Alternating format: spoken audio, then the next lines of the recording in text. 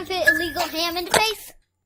But bro, where's the banjo? Some sports shows try to give you hot takes, but only one can give you a big old piece of hot ham. Welcome to Illegal Ham to the Face.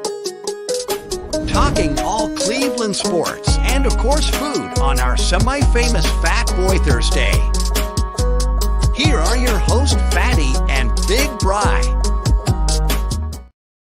What is going on, everybody? Welcome on into Illegal Ham to the Face. Happy Thursday. Man, Bri, what a beautiful week we have had here in Cleveland. Actually, it's been a beautiful couple of weeks. No rain, sunshine, beautiful mornings in the 50s, getting up to about 80. So hoodie till about lunchtime, and then hoodies off. It's hard to believe. I keep waiting for it. Like last couple of days, I thought for sure it'd be down in the 70s, low 70s or something. But man, it just keeps. It's a scorcher. I'm not going to complain for having 80-degree weather in September, but I'm ready for a little bit. No snow or anything like that. But I'm ready for some fall weather. You're ready for hoodie weather. That's what you're ready for. Just admit it. Exactly. Yeah, 60 degrees, 60, 70, maybe the most. Anywhere from 50 to 70, I'd be good with. Ready for some bonfires. Oh, yeah, definitely. All right, so welcome on into our show tonight. We're going to be talking Browns. Definitely be talking some guards. Bri, they clinched. They're in the playoffs, buddy. Huge. Freaking huge. Geared up here.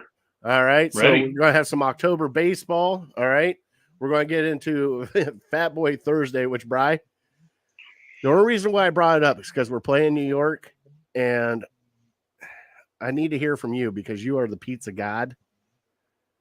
Is New York pizza overrated?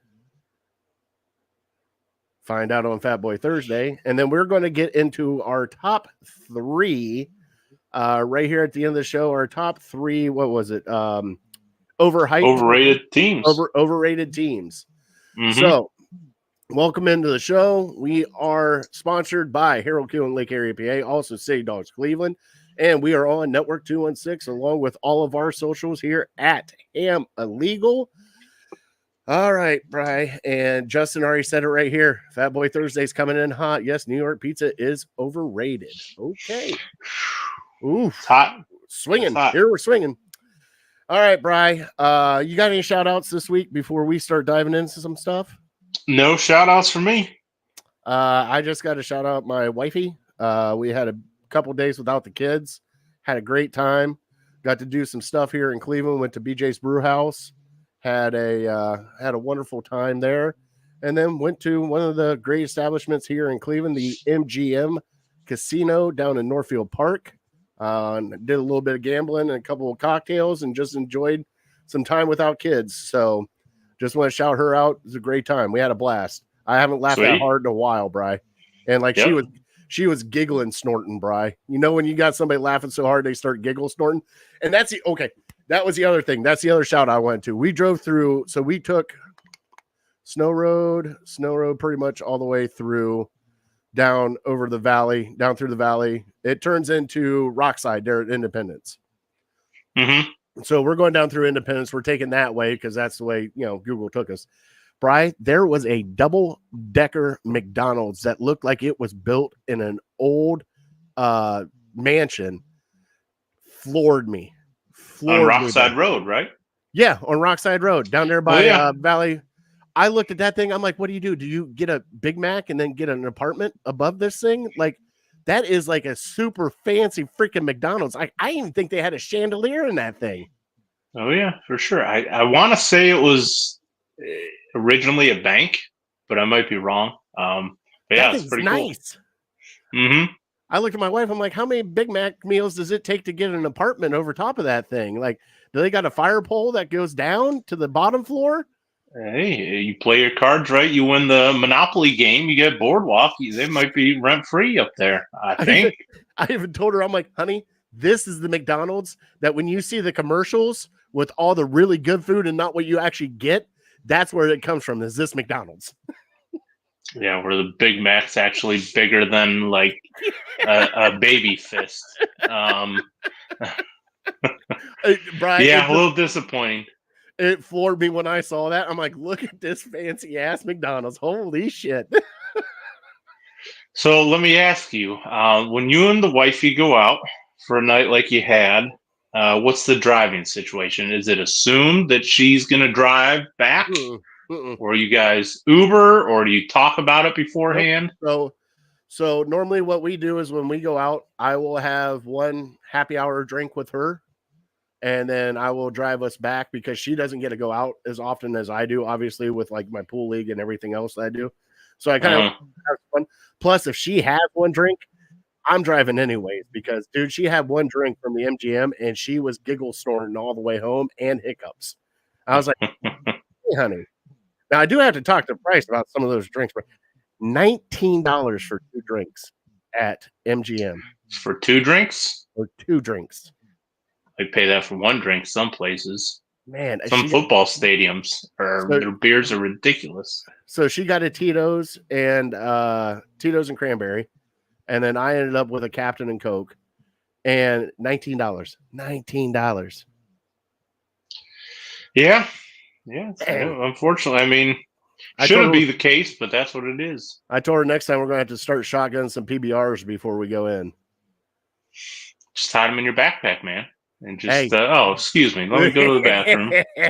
You know the routine. You know how that goes. Oh, Flawless. I'm getting a phone call. I got to go back outside. But no, we had a blast, Brian. It was a good time. But we do have, buddy, we got to get rid of this dog. We're going to go into our trivia right now, but we have got to get rid of this dog. So let me bring up our sounder for our trivia.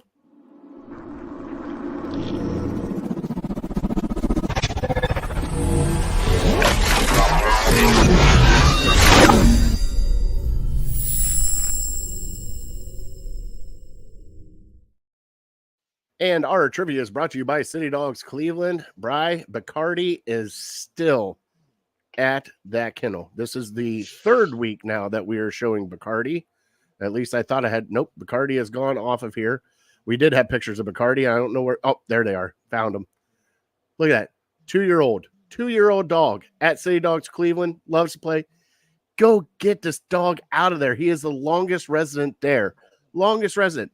I think it's like 106. Like, this is ridiculous. Go get this dog out of there. All right.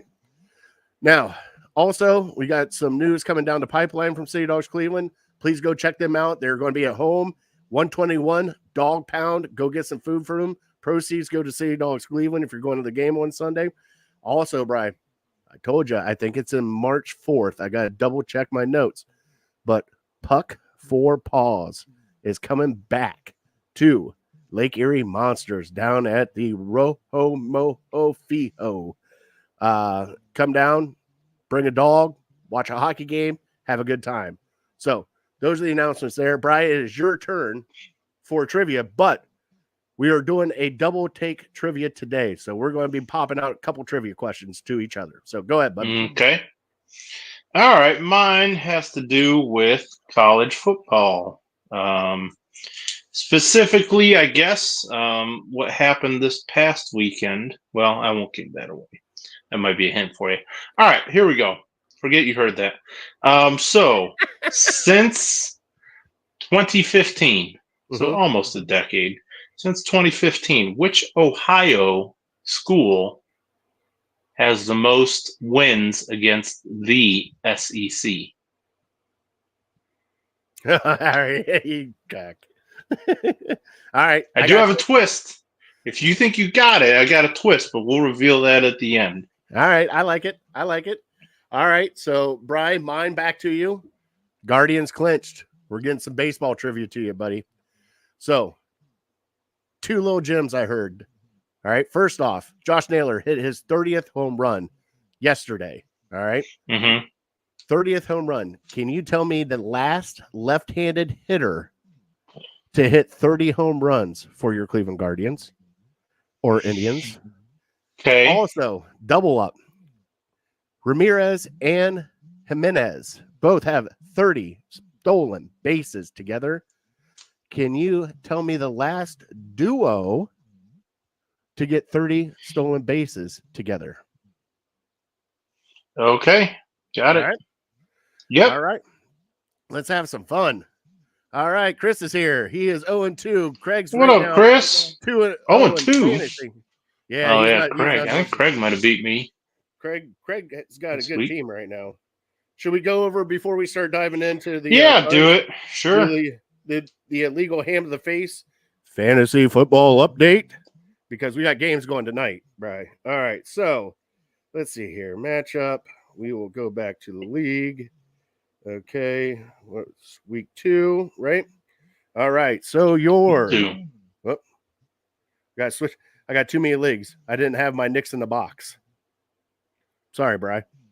And stalling, and stalling, and stalling, and here we go. All right, match 2 recap. You have Team Big Rod beating my Knicks in the box. The Portage County Prostitutes beating Runner 123-95. Oh boy. You have always next year. Oh wow, look at this. Lauren texted me this and I knew it happened. Always next year, Joe Bear beat Lauren 103.72 to 103.64. Oh, You have sheesh. Hero Keel beat Team Big Meat 116 to 112. Phil McCracken came out of nowhere and close. laid a thumping on Justin 167 to 86. And then finally, the dog pound, Craig Foster beat Big Bri 144 to 111. 144. Man, Well done, Craig. Who the heck went off for Phil McCracken? Oh, wow, he had a couple people go off. Oh, probably had Kamara. No, nope. He had Murray, Dobbins, Neighbors, and Adams, and then Bijan. Oh, yeah, Adams had a big game. Oh, Dobbins, yeah. Okay, hold on. Justin wants me to say a name. The Oprah of massages. I don't get it. Oprah. Mm. What does Oprah have to do with it? Well, I- somebody giving away massages like Oprah gives away cars. Probably. You never know. You got to explain your name. It's not a good one. He said I had everybody get hurt. Man, that sucks. Yeah. I've been there. Welcome to fantasy football. Yeah. For every Christian McCaffrey owner out there, I'm sure most of them are probably 0-2. Ain't that the truth, right? All right, Brian, let's get into our Cleveland Gardos. We will get into, and Justin said yes, very good, Brian. We will get into our Cleveland Gardos who clinched a playoff spot. The magic number is 3 for the division, Bri. We are down to 3. Hopefully we'll get the 2 seed and get a bye, but man, this past few games, Bri, it feels like playoff baseball. 2 extra inning games, walk-offs. Josh Naylor hitting 2 home runs in one game? Like, it has been fantastic right now to be a Cleveland Guardians fan. Bri, how are you feeling now that the Cleveland Guardians have locked in to the postseason? Well, I mean, it's hard not to be excited. This is what they've been playing for all year, and they gave us a scare about a month ago when Kansas City cut it to 1, or was it tied even maybe after they beat us. So it was looking like we were crumbling, but they rebounded and they got their momentum back, and now it seems like they're gaining confidence. And I still have some concerns that we've been leading the Central for so long, like we have yet to really feel a ton of pressure like the playoffs will bring. But it's baseball. I mean, I was thinking today, like, I think the Guardians probably have as good a chance at winning a championship as any other Cleveland team, just because it is baseball. The best team doesn't always win. Where I feel like, in a 7-game series in basketball, a lot of times, maybe not this past year because there were so many injuries, and Dallas got to the finals and nobody really was predicting that. But I feel like, baseball, the Yankees have had a really good team. The Dodgers, obviously because they spend so much money, are always up there, but they haven't really sniffed a championship in the last several years. So why not the Guardians is kind of what I keep coming back to. I mean, That's right, Brian. You just got to get hot. You got to gain confidence. I think like these first couple games in the playoffs will be huge for them because they can say, okay, this is our team. We've been good all year. We're proving it in the playoffs like we did in the regular season. And every game is just going to be gaining so much experience and so much confidence if they're doing well. And so, yeah, I think just getting off to such a hot start. And honestly, I don't really even know the format for the playoffs in Major League Baseball because they've switched it up so many times in the last 5 or 10 years. Like, So- if we get a first round bye, we're guaranteed a 7-game series. Is that right? Yeah, 5-game. 5-game? First one's a 5-game. Yeah, so it's a 5. Then Oh, that sucks. So I got to double check, Bri. But the good thing is, though, is if we do get that bye, though, so the first games are going to happen. So you said, we haven't really done anything substantial, like played wise, like see where we're at, even though we played. Bri, when Houston comes to town, that is going to be playoff matchup right there. The reason why is both of those teams are trying to get that bye to get into the ALDS and not the wild card. So right now, Houston's on your heels in third. If you got beat Houston's going to be coming for you to get that bye, and you play them right at the end of the year. So that's going to be a fun matchup to watch. To see. Do you know where the series is? I think it's at against home. Houston? I think it's at home. I'm That'd pretty be good. sure. Sure, they'll might go a long ways and giving us some confidence. Just everyone being in a comfortable area, having the fans behind you for sure. I would assume those tickets would be sold out. Is it do you know off the top? Well, while you're looking, so it is at home. Is it a weekend series? It is a weekend series. Oh yeah, that'll be like playoff So baseball. there is, as long as we're both still in it, fighting for it. 8 games left, buddy. 8 games left. Wow. They have 3 with the Cardinals starting this weekend, 2 They're with tough. the Reds Tuesday and Wednesday, and then they bring in the Astros. So they're going to be away at the Cardinals, and the last 5 games will be at home here at Progressive Field. So, man, buckle up, buddy. It's going to be some October baseball, and I'm so pumped because this team is having fun. Right, Kyle Manzardo, holy cow, he got 2 walk-offs. Like, I'm just enjoying Unreal. I'm enjoying every bit of it. And I was listening to the game today as I was getting the kids and everything else. And Hammy said since 1995, this is the 14th time they have been in the playoffs. So, Bri, more than half of the last 30 years, they've been in the playoffs. You've been spoiled. It's just it's hard to wrap your head around that because, like I've said numerous times, baseball is not a level playing field, and you have several teams with a higher payroll than you every single year. So theoretically, those teams should be better than you, and yet somehow the Guardians, the Indians, find a way to make the playoffs, even though they're outmatched. They're just run so incredibly well that you can't help but be in awe that they do it every year, and it doesn't matter.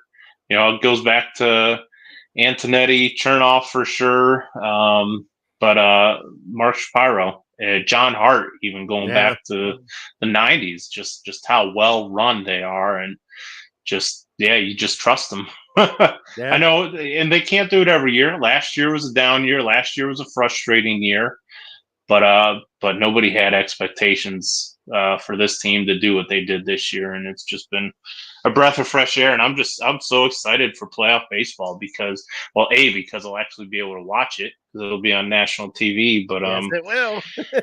just every pitch, you're hanging by a thread because every game is almost, maybe be a little over dramatic to call every game a must win, but in a 7-game series where anything can happen, every game is so critical. And, I think the last few times they've been in the playoffs, they have failed to close out the series, to close out the team that they were up 2-0 or up 3-1 or, up 2-1. And so maybe that experience will pass through to this year, but it's still a young team. So I'm excited. What do you think? Is there a team that you would prefer not to play? I mean, if I gave you, hey, not that you're scared of necessarily, but for me, it's the Yankees. I'll throw it out there, and then you go. Do you agree? Or the Astros? I agree. I agree. It's the Yankees because the Astros can hurt you, but man, you got Soto, you got Stanton, you got Torres, you got who else? Oh, freaking God! Why am I Judge? Like you have 4, maybe 5 guys that in one pitch can change a game, and if you make one mistake to them, Bri, they're going to make you pay. But the great thing is, though, is lately our bullpen is the best bullpen in Major League right now. There's no ifs, ands, or buts about it. And if you get a lead and you can get, hey, this is Tito working here. You remember how you did with Andrew Miller? You get a lead, tighten up that bullpen and start running through them because at this point in time, if I see, unless they're having a gem of a game, Bri, I don't want to see Bibee making a third time around. I don't want to see any of these starting pitchers make a third time around. I want to go straight to that strength, that bullpen, and just start mowing people down. And Bri, it's not just one person. Like it's everybody's kind of contributed. Tim Herron, you have Sandlin in there. You've had Avila come in for a few games. You had today, Eli Morgan went out and pitched some relief. And then, Bri, I'm being dead serious. I know everybody is all on the Scooble train and all this other crap. Clase is the Cy Young this year. There is no ifs, ands, or buts in my mind. That man is unhittable. He has a .64 ERA right now. He's got 47 saves. Bri, they're matching his numbers to Mariano Rivera, who is a first ballot Hall of Famer. That's where he is at right now. That is the progression that he is on right now. And he is just challenging everybody. And if you get it to the 9th and you get a lead, Bri, I'm not even worried about it. Not even worried about it. Here it comes. I mean, just think of Chapman all those years when he had his runs, when he was throwing 100, and every time he came in, it was like, okay, game's over. Chapman's in. Nobody can hit him. That's where we're at right now with Manuel Clase. Maybe even the 8th. In big games, bring him in the 8th and let him go 2 innings or something. Just because, he's been so lights out. And the thing is all of his pitches, like the other day he came in, he just threw 13 pitches. That was it, out of the inning. He hasn't had a stress-free inning where he's had to stretch it out to 30 pitches.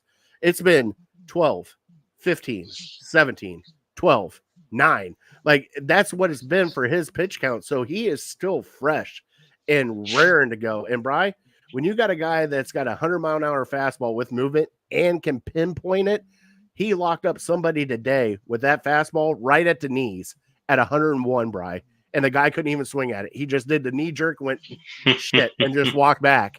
That's all you could do. I think I saw a stat that Guardians have one of the best bullpen ERAs in the last, if not the last decade, the last like 6 or 7 years. Yeah, they're young guys, Bri. These aren't seasoned veterans. Like a couple of these guys are rookies that have come up. Tim Herron's a rookie. They brought up the other guy that they just drafted last year at 66 overall, came up and made some pitches. So like they're a very young bullpen, but man, are they good. Well, and to bring it back to the Yankees, and maybe you mentioned the hitters, obviously, are just something else. They can change the game in one swing of the bat. But for me, I also think of Garrett Cole. Mm-hmm. Garrett Cole, I know he's getting older. I know he's not as good as he used to be, but he seems to have our number. Yep. And it seems to take like something short of a miracle effort to beat him. And so he's going to be pitching at least 2 games against you, I would guess, maybe 3. So yeah, I mean, if whatever starting pitcher is opposing him, they need to throw a gem, and then you just need to get some clutch hitting, maybe once or twice, and win a 3-2 game or a 4-2 game or a 2-1 game or something like that, because you're not going to shell him for 6 runs or anything like that. So yeah, that's kind of where my mind goes to thinking about the Yankees. So we will probably have to face them eventually if we want to make it to the World Series. But I'd like for us to get some confidence and get some playoff experience before we have to do that. Well, let's see what happens here in the next 8 games, Bri. We're ready to go. And Bri, could you believe I forgot to play our bumping music. I can't believe I forgot to play our bumping music. Oh, Chris is going to be disappointed.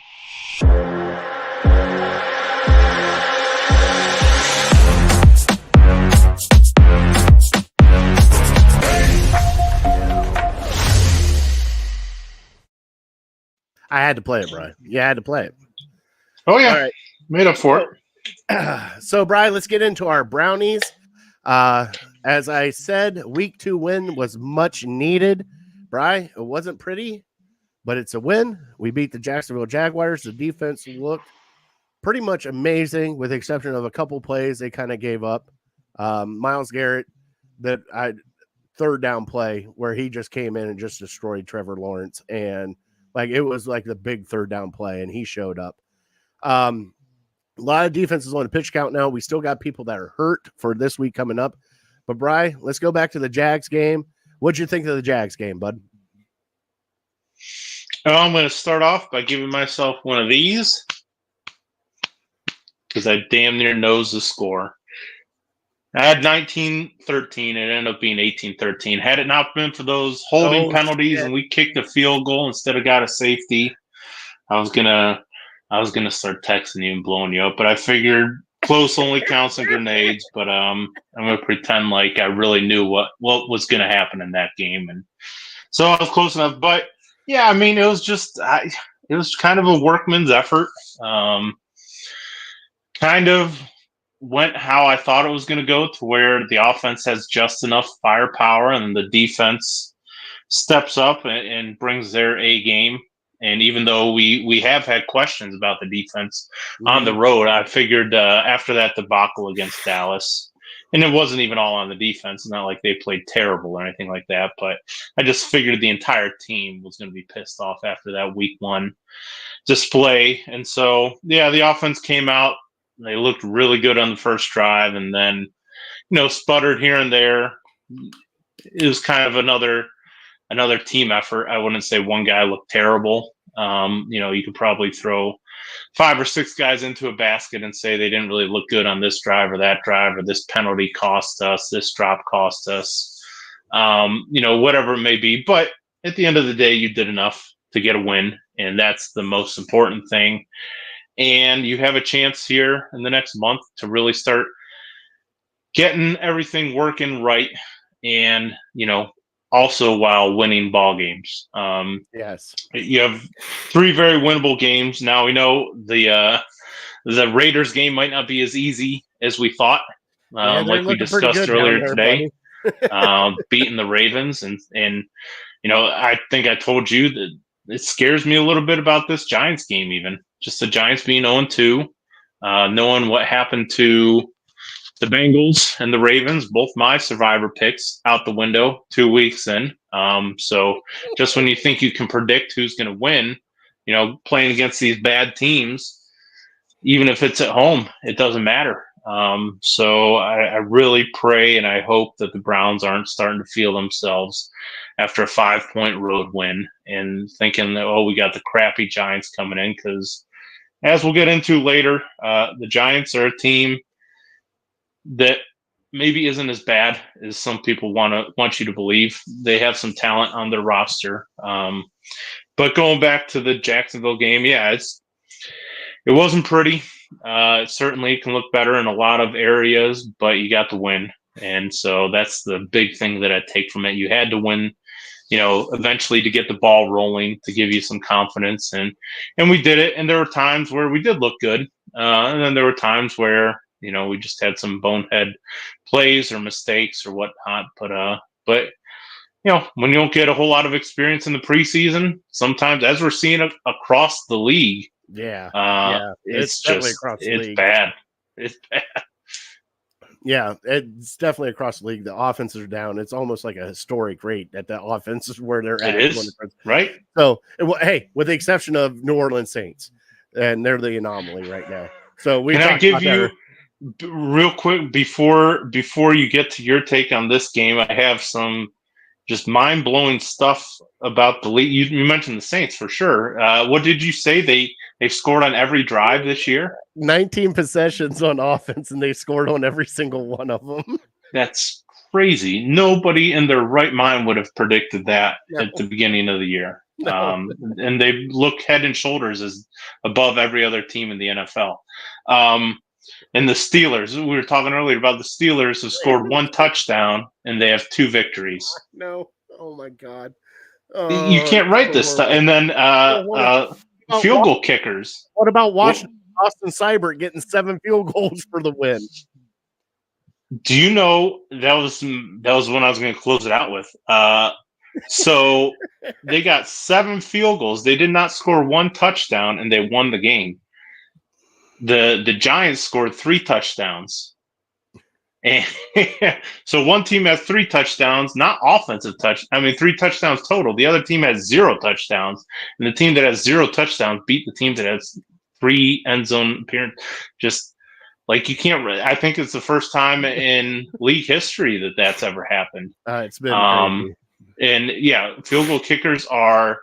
I think I heard 35 of 39 from beyond 50 yards, and with the exception of Justin Tucker's 0 for 2, like the best kicker of all time.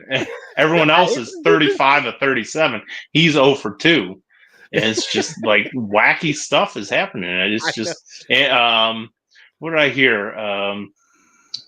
Touchdown passes. Like over the last 5 years, they were like a 110, 100, 95, 80 something. This year, through 2 games across the entire league, there's like 67 touchdown passes through 2 weeks, which is just like offense is going down. Like running back production is going up and quarterback production is going down. So I don't know if the non-predictable NFL is kind of changing course again, and maybe people are going more towards running back heavy, which is crazy to say. I don't really think that's the case, but through 2 weeks it is. Well, I think it's more of I wouldn't say it's more of I think it's more of an athletic thing, Bri, because most of the running backs that have been kind of popping. I mean, Alvin Kamara can receive. It's the Christian McCaffrey blueprint, pretty much. You can run the ball, but then this guy can also catch out of the backfield, can do this, with the exception of Ramondre Stevenson in New England. Just they're going to run the ball 30 times on you. You have Josh Jacobs, who is looking great in Green Bay. But these were all like big names to begin with, and I think the league just got pass happy because they thought they could, and now it's like I can't anymore because I think it has to do with the defensive line, right? The amount of pass rushers that we have now that are elite, and like there is more than one. You got Garrett, you got Parsons, we played one at Josh Allen down, and he was good. Plus Trayvon Walker, who was a number 1 pick. Like the defensive lines have gotten so much better.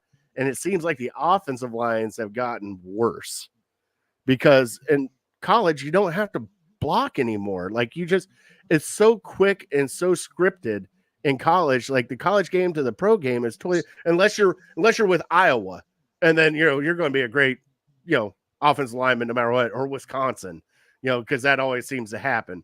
But you know what I mean? Like it's a whole different breed of like NFL right now that we're watching because the running backs are the ones. Like the first game, Saquon Barkley going off for 40 points and 3 touchdowns and all that stuff. Kamara doing his thing. You've had running backs kind of pop off, and it's just been like, okay, wow, this is really happening right now. Yeah, it's something I didn't see coming, and it's just I don't know. Like I said, I don't know if it'll continue, but through 2 weeks, it's just. I think I saw Justin Fields has a higher quarterback rating than Pat Mahomes and Lamar Jackson by some metrics. So it's like, through 2 weeks, it's fun. I mean, don't get me wrong. Unless you're betting some of these favorites, it's not a whole lot of fun. I mean, think about Sam Darnold. Like it's Sam freaking Darnold. Yeah, Gardner Minshew is second in the NFL in pass yards. It's unreal. It's unreal right now. But let's get back to the Jags game. Yeah. So, Brian. Watching this game, Bri, I was very curious to see how the offense was going to respond and how the coaches were going to change some things up because we did get some players hurt. I love what the coaches did with the offensive line. Obviously, they knew that it needed help. So they started, because you had no Njoku, Zinner came in, Harris came in. You had some big boys in kind of helping that offensive line, whether it be running plays or passing plays. Like I started giggling a little bit. I saw Nick Harris go in motion, and I'm like, what the fuck is going on here, Brian? Like, I was like, okay, we're going to get a big boy touchdown. But they had to change it up because the week before was just horrible. All right. Now, with that being said, we had our quarterback who played probably the worst he could ever play the week before. Comes out, he played okay. I'm not saying he played great. He made some passes. He made some plays that he needed to make. There's also some plays that were left out on the field. One play that everybody's just whooping it up about the one sideline pass to Judy almost got intercepted. So I can't even get that one. But then also he doesn't have a connection right now with Amari Cooper. Amari Cooper right now is a ghost of himself. Like he has been hit in the hands and dropped so many passes. I think he got targeted 8 times, Bri, and 2 of them hit him right in the hands. And he just got, like, they're normal catches for him. I don't know what's going on with him.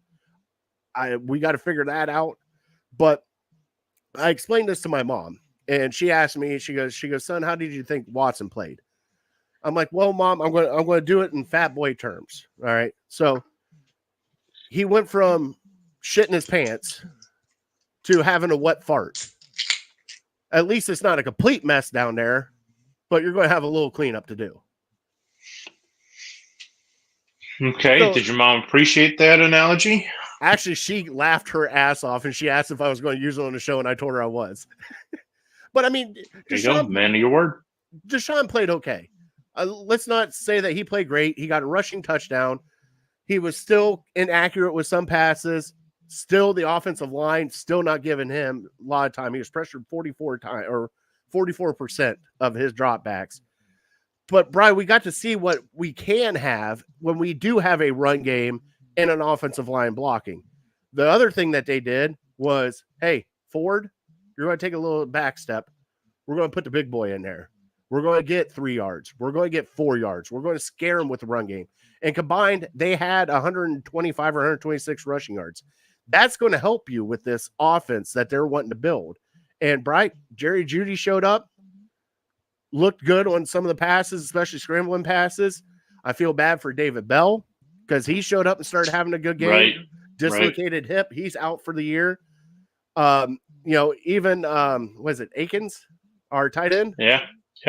He had a couple of good catches. He had a nice catch, right? So we're getting crumbs of good football, but it's also mixed in with stupid shit. It's also mixed in with offsides. It's also false starts. It's also the orbit blitz or the orbit stupid thing that they do. You know what I'm talking about? Kicker being offsides. But and the kicker being offsides. Like I didn't even know that was a rule, Bri. Did you know that was a rule? No, I didn't know what happened. I mean, that negated a turnover for us, which would have been for sure points as well. Especially it was right down at like the 20, and I'm sitting there going like they threw a flag. I'm like, oh my God, if this is legal formation again, and all of a sudden it was like a legal kicker downfield. I'm like, what the hell is that? Beats me. I don't know these rules. But like you said, it was a team win. It was defense, offense just did enough, special teams. Corey Bojorquez. What a great punt. How do we not? With a safety at the end of it. I mean, it was everybody, Bri. It was everybody, and it was a complete team effort. Was it pretty? No. But guess what? A win in the NFL is still a win. Just win, baby. Yeah, it's a road win. And it allows you, as much as people maybe want to poo-poo it, I'd rather be where the Browns are or where the Ravens and the Bengals are. I know they've played tougher teams and they kind of got jobbed this past week, but we're one game clear of them. So as long as they can keep winning, it doesn't matter. It doesn't matter how pretty they are. It doesn't matter, how many turnovers or penalties you have. As long as you win. I mean, now down the road, eventually those are going to catch up with you, but there's still time to fix it. We still have 15 games left. I truly believe the Browns' best football is ahead of them, and it just might take some time. I told you the reason I picked the Browns this past week was I saw them at their worst in the Dallas game. They can't be worse than that. I figured people would be motivated, people would be focused for this game, and I didn't think Jacksonville was that tough of a team. So, so yeah, you did enough. One touchdown offensively is not good enough, No. but it was good enough in this game. So, give you some confidence. Yeah, I think us playing with a lead is a totally different team than us playing from behind. So, if we can do that, Jerome Ford had a heck of a game. He had, even though he had half the carries that Foreman had, but he made him work. He had 62 yards on 7 carries. So now one of them was a huge fourth down trickery play. But sometimes, hey, you tip your caps to the coaches for seeing something in the film, and they took advantage of it. So yeah, I think in a NFL right now where 18 points will get you a win in some games. It certainly did this week. Now we strive for 24, 25 points. And thankfully the NFL schedule makers gave us a chance to get some wins and also improve along the way early in the season. And with our September schedule, we don't have to be at our best because we're not playing the Chiefs, we're not playing the Bengals or the Ravens or the Bills, some of these top teams in the AFC. We can get the feet underneath us and start putting pieces together. We always figured the defense was something we didn't have to worry about, but now the offense needs to start building some momentum. So I'm excited. I'm excited for the next one. Yep. All right. So, Bri, let's do our players of the game for this week, Bri. All right. We haven't done it because obviously the first week was not anything good. Yeah, we don't want to talk about that. So, Bri, give me your offensive and defensive player of the game. Well, offensive, I got to give it to Jerry Jeudy. To me, he's the only real right now. And David Bell, you could argue he made some plays this past week, but we won't have him unfortunately going forward. But Jerry Jeudy right now is our only receiving threat. The way Cooper's playing now, I think Cooper's going to be fine in the long run, and I'm not throwing dirt on his grave. But right now, Jerry Judy's a reliable guy. Elijah Moore stepped it up a little bit, but he was just catching some shorter passes, and thankfully they moved the sticks in a couple instances. But yeah, through 2 games, Jerry Judy's our guy, our top receiving threat. So give him a little love. I 100% agree with you on that one. I gotta give Jerry Jeudy some love. Especially when Sean Watson got out of the pocket and got pressured out, it seemed like Jeudy was the only one that was right there for him to kind of catch those passes. And something, it was nice to see. It's nice to see what he could actually do for this offense, Brad, because I think he can do good in this offense. And I think what happened on Sunday is going to kind of prove things going forward with him. Brian, my defensive player of the game. Now, this is kind of twofold because, obviously Myles Garrett was just Myles Garrett, but I got to throw Mr. Bojorquez in there. I got to throw that whole play in with the punt down to the 1 and then Alex Wright getting that safety. That was the game-changing moment of that game. And that punt was, Bri, you can't play that up any better. I mean, just pin him right on the 1. Like, just Corey Bojorquez has been underrated here a lot in Cleveland, but he has been one of the best punters that we've had in Cleveland in a very long time. So I'm going to give it to Corey Bojorquez. Yeah, that's kind of where I was thinking as well. But I was thinking about the safety, Alex Wright, finishing the play. We've drafted so many defensive linemen in the last 3 years in the Sashi era. Not Sashi, Andrew Berry. Thank goodness it's not the Sashi era anymore. God, if it's the Sashi era. Well, hold on. Well, Sashi drafted Garrett. Oh, that's right. Yeah, that was a free space. And Are you same with sure? Miles Garrett. Well, he could have drafted Pat Mahomes, so let's not go down that road. So Miles is the free space for pretty much every game as defensive player of the week. So, if we're looking at the full game, Miles impacts it more than any other player. I was going to give it to Alex Wright. The other one I was gonna give it. I wanted to give it to Denzel. He didn't play enough, but we didn't get a chance to talk about his effort in week one, and I didn't. Shame on me for not bringing it up. He's just knowing what he's dealing with the concussions now with the shoulder injury. He's locked down. He even when guys make catches on him, he's right there. So I think he deserves credit. I hope he can get back and be healthy for this game. The one gripe I have is not really with Denzel; it's with our defensive scheme. Like I wish Denzel would shadow the top receiver of the other team more because we really don't do that. So like this week, put him on Neighbors. Neighbors had a 66 like a 2/3 target percentage his last game. So out of every 3 passes, he was getting 2 of them. So he's the guy they're throwing it to. Why not just stick Denzel on him every single time? So yeah, I think to me he's one of the most underrated players in the NFL, and sometimes I'm guilty of getting caught up in these lists and stuff like that. Like, well, Denzel is ranked 9th best cornerback in the league, and I watch him. I'm like, there can't be 8 guys that are better than him in the NFL. So when he's right, when he's healthy, he's a stud. So yeah, so hopefully we get him back this week and he plays more than 11 snaps or whatever he did this past week. But yeah, that thinking about defensive players had me going back to week one, and we didn't really, we were all disgusted with the entire team's effort. But I feel like Disgusted wouldn't be he the had to word be shot that we out. would use on that one, Brian. Disgusted is not the word. It was.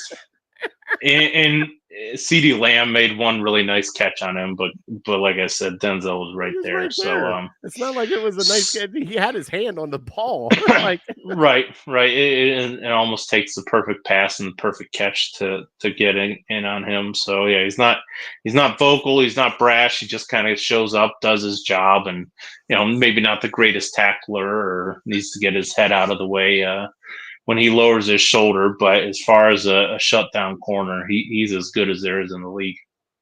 Eric said JOK. Yeah, JOK made some hell of plays. Right. And it threw me off seeing the Guardian cap, Bri.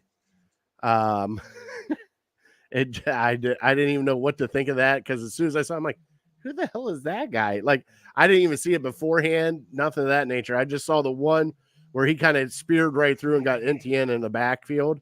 And I'm like, is he wearing? Yep, he's wearing a Guardian cap. Okay, what the heck's going on with my TV? Well, I thought that's what I thought too, and I'm like, is that a Lego helmet? Because that's what I thought at first. I'm like, did they build him a Lego helmet and not tell anybody? All right, Brian. So we got get used to. All right, so we got week 2 in the books. We're going on to week 3 against the Giants here at home. Brian, give me a couple of things that you're looking forward to for this Giants game. Some things that you want to see this team succeed and excel at. Yeah, I think the challenges I talked a little bit about on offense is Malik Neighbors looks to be the real deal, at least through 2 weeks. And he's their go-to guy on offense, not too concerned with the rushing attack.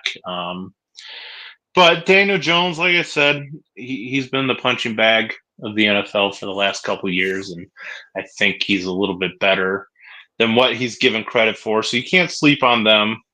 So we have to take those 2 guys seriously on offense. And then on defense, I think we talked earlier today just how good their defensive line can be. They had Thibodeau. They drafted him high. He's a stud. But then this offseason, they went out and they got Brian Burns from Carolina, who's a Pro Bowler. So you got 2 Pro Bowler edges. And then Dexter Lawrence is one of the best defensive tackles in the league. So our offensive line is going to have their hands full. I think Stefanski has enough respect for them to maybe have a similar attack that we had this past week in trying to just give Deshaun enough time to make a play, even if that means adding one or two extra offensive linemen. And then, you're going to be shorthanded on the outside, so you just need your wide receivers to get open and Deshaun to find them. So yeah, those are my main concerns. I don't think really anybody else on their defense gives me a whole lot of concern. I can't remember if they still have Bradbury as their corner. I think maybe he's with either them or the Eagles. But yeah, that defensive line could be an issue, especially, if we're trying to gain some momentum in the run game. But I think it's going to be a similar script as it was with Jacksonville.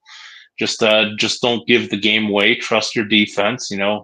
Hopefully the offense can put up 20, 24 points, and that should be enough. Yeah, I'm kind of in the boat with you, especially on the defensive side. My big thing is Daniel Jones can run.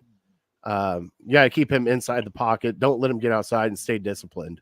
If you stay disciplined on defense, this is going to be one of the funnest games. I know Neighbors is a very good wide receiver, Bri, and he's looking like he might be one of the elite wide receivers coming out of LSU again.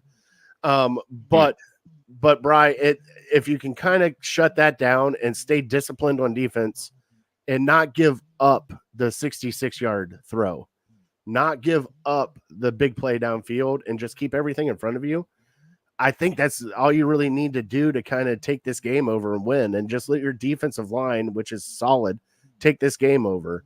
Now, offensive wise, Bri, we got to see Amari Cooper get some sort of back to Amari Cooper, but I think this is going to be more of the Jacksonville Jaguars lineup like we had with Zinner and Harris, like you said, bringing in extra offensive linemen. Still got Njoku out.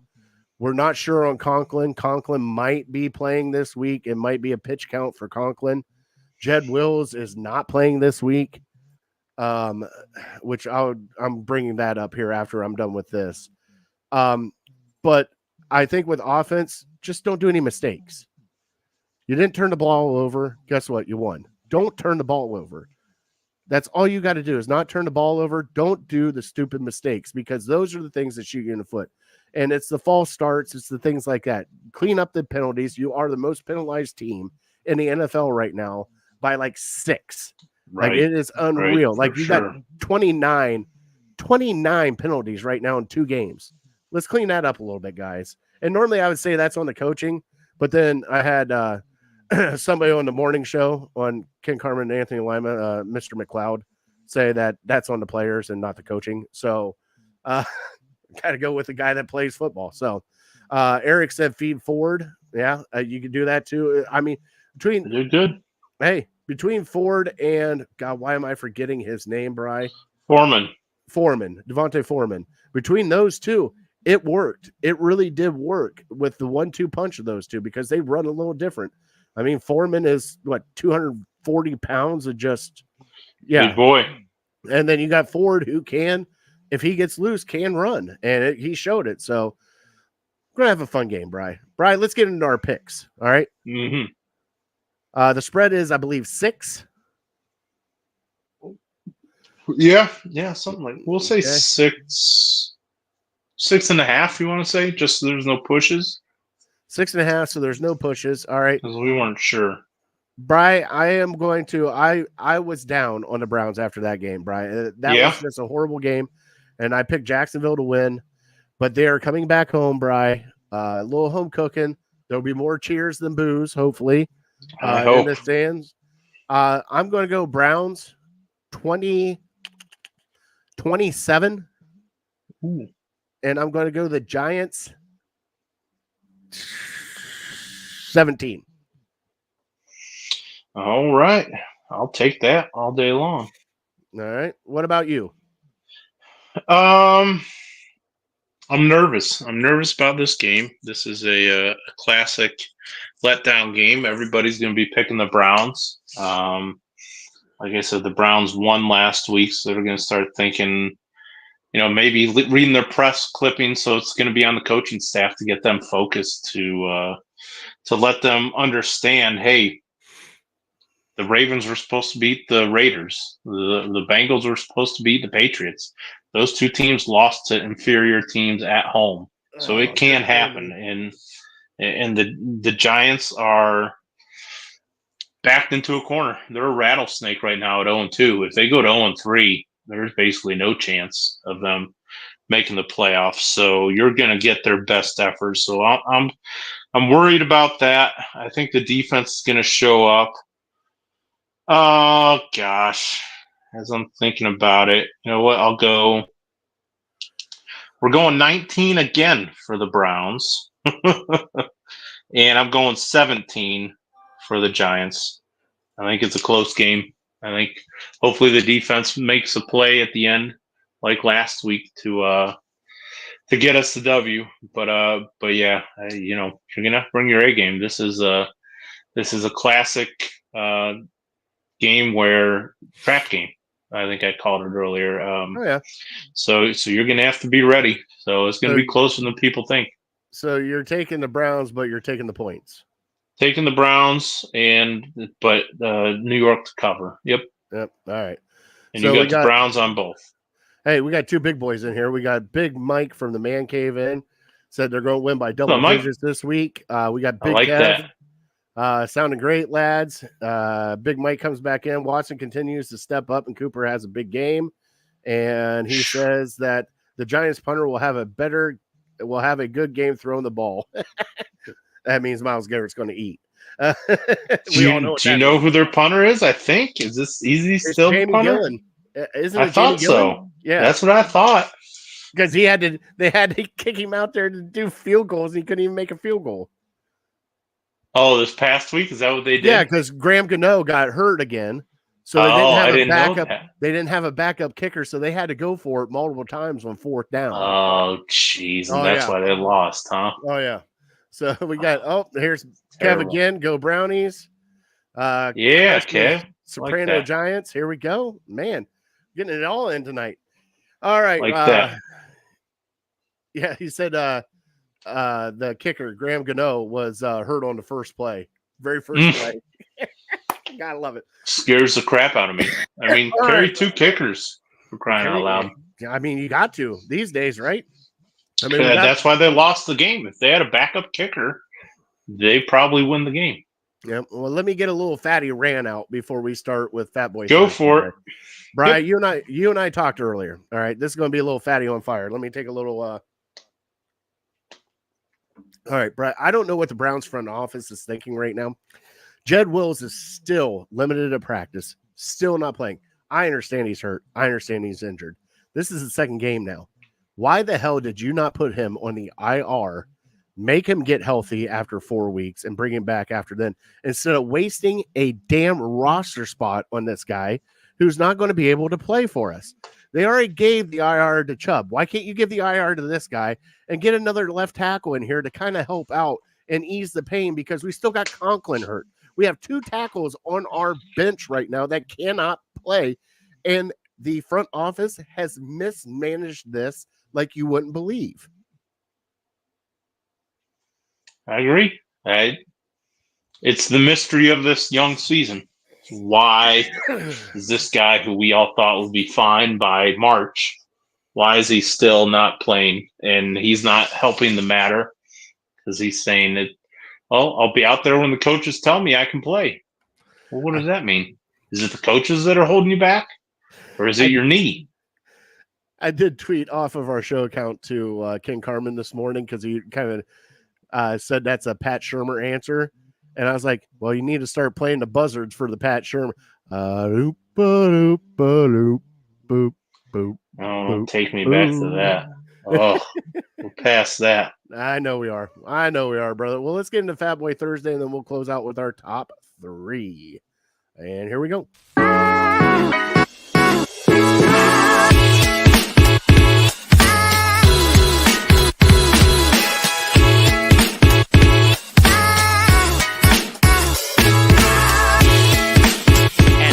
It's time for Fat Boy Thursday.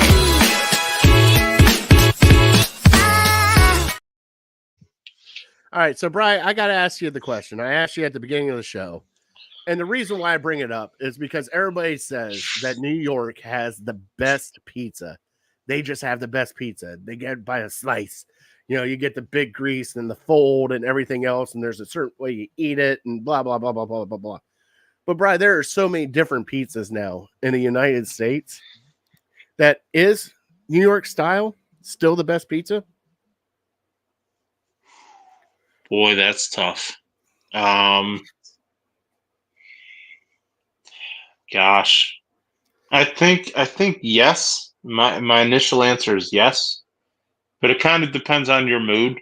Like Detroit style is really good. I almost think like maybe it's because we're Clevelanders, but I almost think if you want to call it Cleveland style, that's a little bit thicker than New York and a little bit thinner than like Detroit and Chicago. Yeah. I think that's the best one I- because I think New York style. Sometimes my gripe with New York style, I love New York style pizza. My one gripe is sometimes it gets to be too thin, and they hardly put any sauce at all on it. So it's almost like you're eating a thin layer of dough with cheese on top of it. So you got to be careful. I mean, the one thing I do like about New York style pizza, though, Brian, is like when it's cooked right, that bottom crust, like you get a bite in. Right. You have to cook it. And right. I like that because, like most places, you don't get now Detroit style. Man, you and I both had some Detroit style.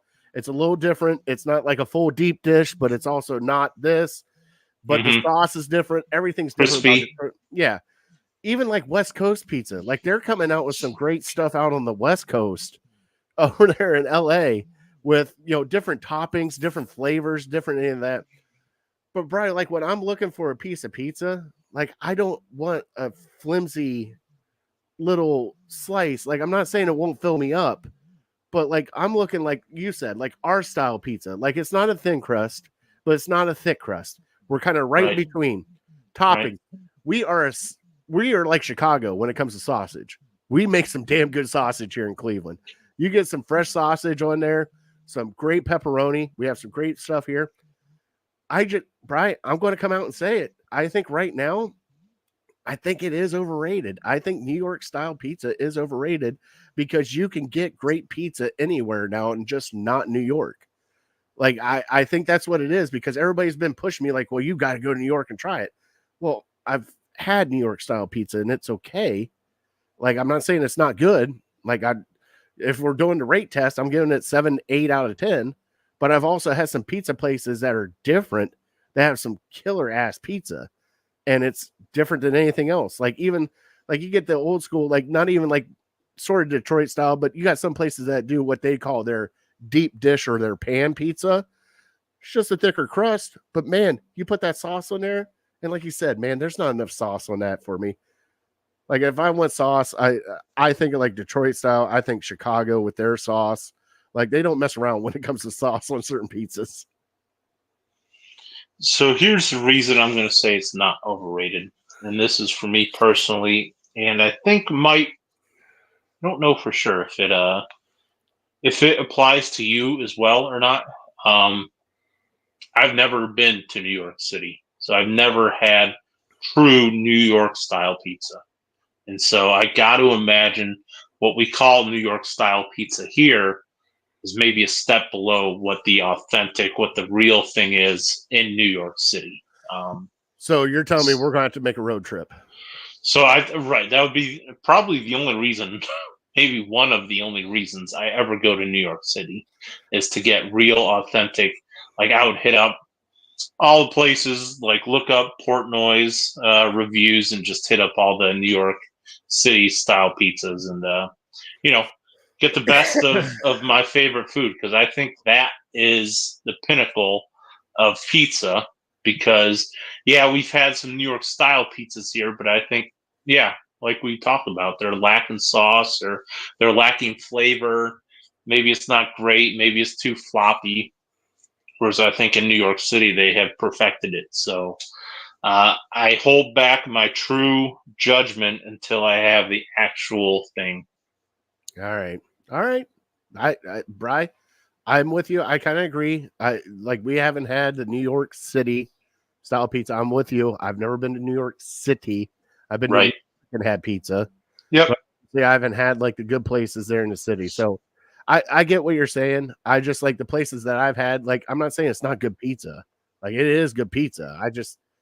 I kind of prefer ours better. Like, I think what we do here in Cleveland is because you got different styles. Like, you have the different, you can get the, wood fire pizza at certain places, which is Mm-hmm. fantastic. But like, it's everybody's kind of different. But all right. So, how about this? When the Cavs and the Knicks play in the Eastern Conference Finals this year, we'll go to New York and we'll get New York style pizza and we'll watch the Cavs kick the shit out of the Knicks this year. Sound good? That sounds pretty damn good to me. All right, start saving up your money. Well, talk to Jose. How much is a Greyhound? $47 or something like that. Well, it could be, but it's to New York City. I mean, we could. No, I'm not driving to New York City. If anything, I don't even. Pack a backpack full of Ice House, and we'll sit in the back and have a great time. That man, we would have a great time. Play some 2-man euchre again. Have a little fun. There you go. All right. I haven't played euchre in a while, Bri. A little rusty. Weddle. Have you ever played Weddle? Not to get too far off topic. So it's called. Look it up on your phone. I used to play it, and it's an NFL game, and it's like Wordle, where they give you a word, but instead of a word, they give you a NFL player. Oh, and okay. So you just start guessing NFL players, and it'll tell you, like, it'll highlight, okay, you're close with position, you're close with number, it's higher in age, it's lower in number, it's in this division.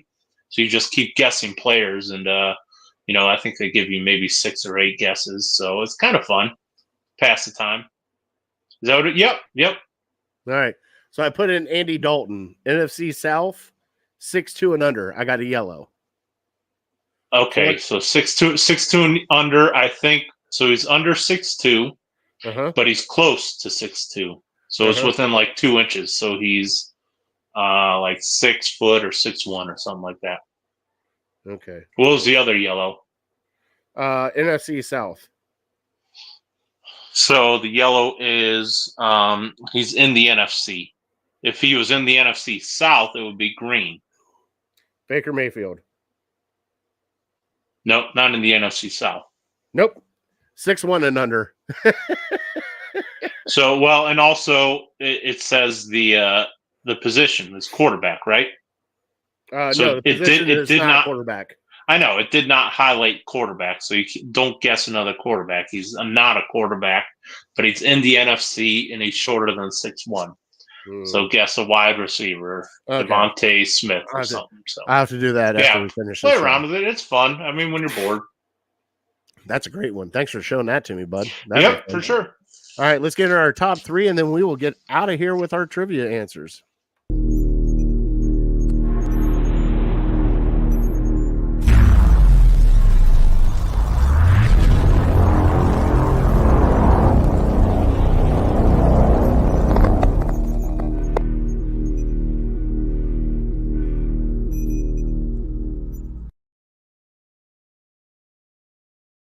All right, Bri, you want mine first or yours first? I'll go first. I'll make it quick. I got my top 3 overrated teams. I got the Eagles at number 3, and it's been hard for me to come to the realization because I thought they were good, but you look at their record in the last 8 games, 9 games, going back to last year, they're like 1-7 or something like that. So, I mean, the fact that we talk about them as being one of the top teams in the NFC is just kind of ridiculous at this point. So Eagles are 3 for me. Texans, number 2. They're good.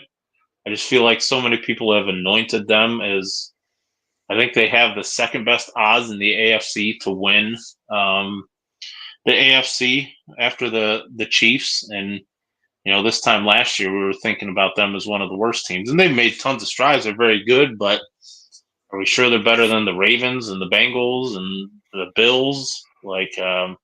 But they're the new hot up-and-coming team, so everyone's jumping on that bandwagon. So that's my number 2 team. My number 1 team, I don't know if they're overrated. I think people are kind of hip to their tricks at this point. The Steelers are 2-0, so people want to throw flowers at them, but they're really not a good team. But they've All right. played some bad teams. So, yep. You know, it's really bad. I didn't even have the Steelers in mind.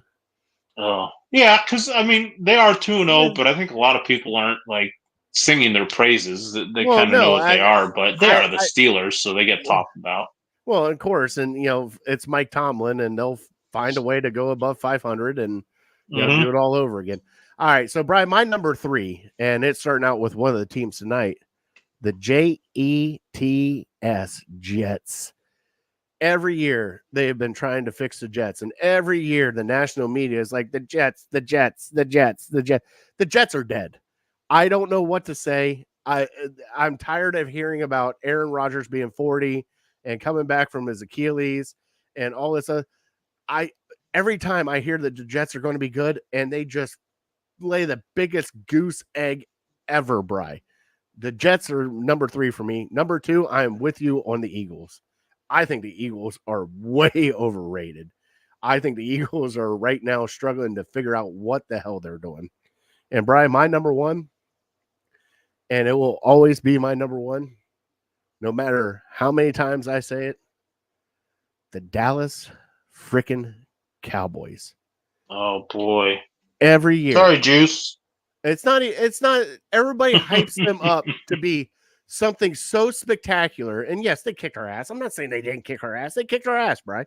But then you go out and you get your ass stomped by New Orleans, for one. But every year, they're like, this is the year that the Cowboys are going to go to the Super Bowl. This is the year that they're going to do this. And then they lose in the first round. Cowboys haven't been relevant since what, the 90s? Like, oh boy. Like, I'm being dead serious. I'm pulling heel on Juice right now. Like, I know we haven't been relevant. I know where our team is at. Been there, buddy. We've been down in the dumpster. I think you need to tear it down to the studs and get to the dumpster too, brother.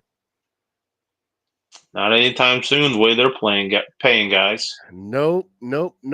So those are my top 3. Brian, let's get our trivia, which is brought to you by City Dogs Cleveland and Bacardi. There is Bacardi right there. Longest resident at City Dogs Cleveland. 2 years old, 55 pounds. Good boy right there. Please go adopt him. Get him the HE double hockey sticks out of that kennel. All right, Brian, give me the trivia. I'm looking for the Ohio University from Ohio, with the most wins against the SEC in the last 9 years. Mount Union. Mount Union does not play. Toledo. Those Toledo Rockets. Yes, sir. They are 2-1 against the SEC, including a big win this past weekend. So that was a good win. Go Rockets. Toledo's 2-1. You know what's really funny is as I was driving down to Columbus today, Bri, they had oh my God, who is the big SEC guy? Why am I drawing a blank on his name? Marty Smith. No. Bald head, glasses. Paul Feinbaum won. And Tim May, you know who Tim May is. He's the writer for the Buckeyes and Big Ten. Messaged in and asked if Toledo was going to be accepted into the SEC next year. Damn well should. Absolutely. Fear the Rockets. Don't be scheduling us as no cupcake team. Damn right. We're 2-1 in the last 9 years. Okay, so hey, you could have played football for them. Toledo, I went out for some walk-on stuff, but yeah, definitely was not in the cut for making that. No, did not want that. Did not want that subscription or participation with that program. That was too much for me. So, anyways, back to my Ohio State slam. Toledo's 2-1. Ohio State's 0-3. But here's the twist: since 2015, since 1989, Toledo is 2-4, and Ohio State is 2-12. So Jesus. Toledo better record against the SEC than Ohio State. It's clear. They're a better team. So, what do you want me to tell you? So who did Toledo beat? This past weekend? Yeah. I think it was Mississippi State. Okay. No, that's great. Hey, Ohio State beat Alabama. That's all I gotta say right there. They did. Oh, You know who else did? The reigning national champions. Ah, there it is. There's a touche. All right. So, Brian, I asked you who was the last lefty besides Josh Naylor to hit 30 home runs in the season. I'm going back to when I was a diehard. Jim Thome. Nope. Was Hafner a lefty? He was a righty, I believe. I don't know. No, it was Okay. before. It's after Hafner and Thome. Victor Martinez was a switch hitter, right? Switch hitter. Oh gosh, lefty. Russell Brandon. No, I'll give it to you right now. Right, 2008. He is a MLB manager right now for the Chicago White Sox. Grady was a switch hitter. Nope, Grady Sizemore was a lefty. He was the last one to hit 30 home runs. It was 32 or 3 in 2008. Jim Thome hasn't done it since then? Not with the Guardians, he has not. Oh, wow. Okay. All right. And the other little gem I gave you was Jose and Jimenez, 30 stolen bases this year together. The last time that was done was with who? Again, going back to late 90s, early 2000s, I got Omar and Lofton. You are close. You got one of them. I'll give you Lofton. Omar. Oh, it was Lofton? Okay. It was Lofton. Lofton and Roberto Alomar. There it is, 2000. Sweet. Roberto Alomar and Kenny Lofton had it, and that was the team with Manny Ramirez, Jim Thome, Sandy Alomar. That was a loaded team. So great. Yeah, awesome team. So just think, 24 years the record's been broken, and 16 years the record was broken. So hey, this is a magical team right now, Bri. Now sure. we're here at the end of the show. We want to thank everybody, troops, first responders, everybody. We do have a show announcement here at the end of the show. Bri and I, we're making the move back. We're tired of Thursdays. We're going back to Tuesdays. Starting next week, you can catch us live Tuesday. We're getting Fat Boy Tuesday back together. We're going back to Tuesdays and have some fun with it. So please join us next Tuesday and come in and wish Big Bri a happy 40th birthday. All right, Bri. God bless him. God bless it. God bless America. All right, we will see you guys next Tuesday. Have a great night. Go Browns. Go Guards. See ya. Right.